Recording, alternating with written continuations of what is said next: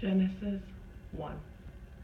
In the beginning, God created the heavens and the earth. And the earth was formless and empty. Darkness was over the deep, and the Spirit of God was hovering over the waters. And God said, "Let there be light." And there was light. God saw that the light was good, and he separated the light from the darkness. God called the light day, and the darkness he called night. And there was evening, and there was morning, the first day. And God said, "Let there be an expanse between the waters, to separate water from water." So God made the expanse, and separated the water from the expanse from the water above it. And it was so. God called the expanse good. God called the expanse sky. And there was evening and there was morning, the second day. And God said, "Let the water under the sky be gathered in one place, and let dry land appear." And it was so. God called the dry ground land, and the gathered waters he called seas. And God saw that it was good. Then God said, "Let the land produce vegetation, seed-bearing plants, and trees on the land that bear fruit with seed in it, according to their various kinds." And it was so. The land produced vegetation, plants bearing seed according to their kinds, and trees bearing fruit with seed according to their kinds. And God saw that it was good. And there was evening and there was morning, the third day. And God said, "Let there be light in the expanse of the sky to separate the day from the night, and let them serve as signs to mark seasons and days and years.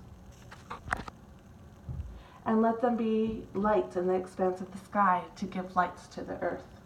And it was so.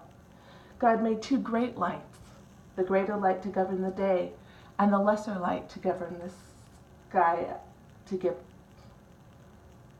govern the night. He also made the stars. God sent them in the expanse of the sky to give light on the earth, to govern the day and the night, and to separate light from darkness. And God saw that it was good. And there was evening, and there was morning, the fourth day.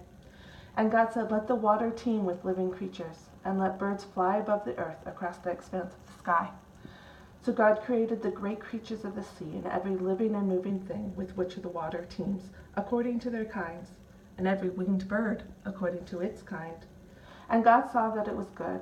God blessed them and said, "Be fruitful and increase in number, and fill the water in the seas, and let the birds increase on the earth." And there was evening, and there was morning, the fifth day. And God said, "Let the land produce living creatures according to their kinds, livestock, creatures that move along the ground, and wild animals, each according to its kind." And it was so. God made the wild animals according to their kinds, the livestock according to their kinds, and all the creatures that move along the ground according to their kinds. And God saw that it was good. Then God said, "Let us make man in our own image, in our likeness, and then let them rule over the fish of the sea and the birds of the air, over the livestock, over all the earth, and over all the creatures that move along the ground." So God created man in his own image. In the image of God he created him. Male and female he created them.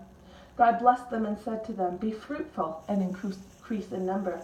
Fill the earth and subdue it.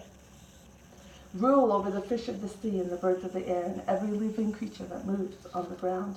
Then God said, "I will give you every seed-bearing plant on the face of the whole earth, and every tree that has fruit with seed in it. They will be yours for food. And to all the beasts of the earth, and all the birds of the air, and all the creatures that move along the ground, everything that has breath of life in it, I give every green plant for food." And it was so. God saw all that he had made, and it was very good. And there was evening, and there was morning, the sixth